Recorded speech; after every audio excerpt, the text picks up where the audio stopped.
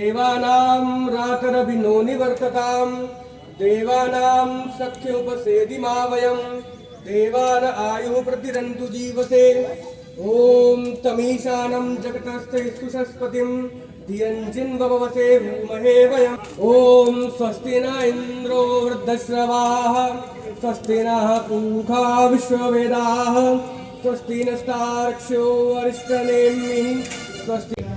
तो यह संगोष्ठी किस हद तक आदिवासी समाज के लोगों को फ़ायदा पहुंचा पाएगी या उनका शैक्षिक रहन सहन में क्या उसको बेनिफिट मिलेगा? दो चीज़ें बहुत साफ हैं कि यहाँ तो हम लोग जो मंथन करेंगे वो चिंतन के स्तर पे है। जी सर।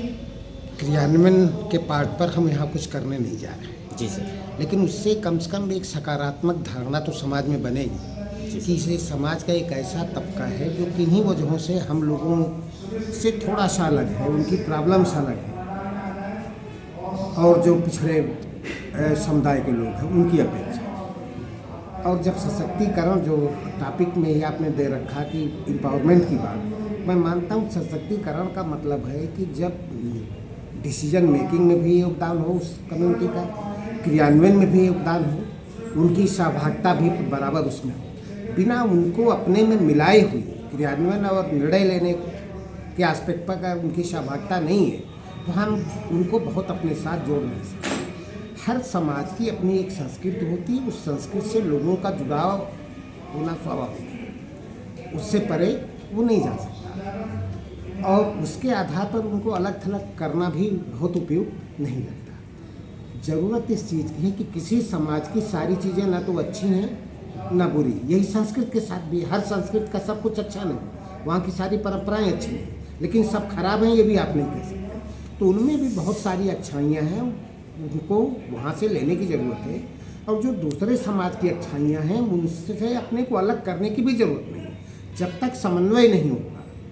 जैसे कल ही हम लोग चर्चा कर रहे थे और हम लोगों ने देखा था कि दो धाराएं हैं, एक कहता है कि उनको अपने में समाहित करो, दूसरा कहता है कि उनके कल्चर को प्रिजर्व करना है। तो हमें दोनों करने की ज़रूरत है। जी सर। समन्वय की प्रवृत्ति अपनानी पड़ेगी कि उनका क्या है जो आज के परिप्रेक्ष्य में फलदायी है और दूसरी कम्युनिटी का क्या है जो आज के परिप्रेक्ष्य में फलदायी है। जब तक उनमें समन्वय नहीं होगा तब तक उनका समुचित विकास नहीं होगा, न सशक्तिकरण होगा। हमारा सिर्फ इतना कहना है कि कहीं न कहीं डिसीजन मेकिंग में भी उनकी सहभागिता हो, क्रियान्वयन में भी सहभागिता हो, उनको जोड़ने की कोशिश की जाए, उनको अलग करने की कोशिश ना की जाए कल्चर के आधार पर। अगर हम बात करें तो अनुसूचित जनजाति की दूसरी प्रॉब्लम्स हैं जो अनुसूचित जाति की नहीं है, जैसे छुआछूत की भावना अनुसूचित जनजाति में नहीं है, अशिक्षा है, निर्धनता है, ये तीन चीज़ें हैं। इन तीनों फैक्टर्स पर हमें फोकस करने की जरूरत है। छुआछूत नहीं है क्योंकि समाज की मुख्य धारा से जुड़े ही नहीं है, उनकी अलग अपनी दुनिया है, उसी में मस्त है,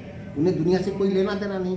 बहुत सारी विकास की योजनाएं जो उनके लिए चलाई जा रही हैं उससे अनभिज्ञ है। जब तक उनको उससे भिज्ञ नहीं कराया जाए, उनकी सहभागिता सुनिश्चित नहीं की जाएगी, तब तक शायद सशक्तिकरण और विकास का मार्ग उनके प्रशस्त नहीं होगा। तो हमें उस पर फोकस करना है, उनकी सहभागिता से हम योजनाओं को लागू करें। बनती तो बहुत है, बहुत सारे प्रोग्राम बने, बहुत सारी योजनाएं बनी, कार्यक्रम बने, लेकिन क्रियान्वयन के लेवल पर कहीं न कहीं वो स्तर हम नहीं टच कर पा रहे हैं जो हमें करना चाहिए।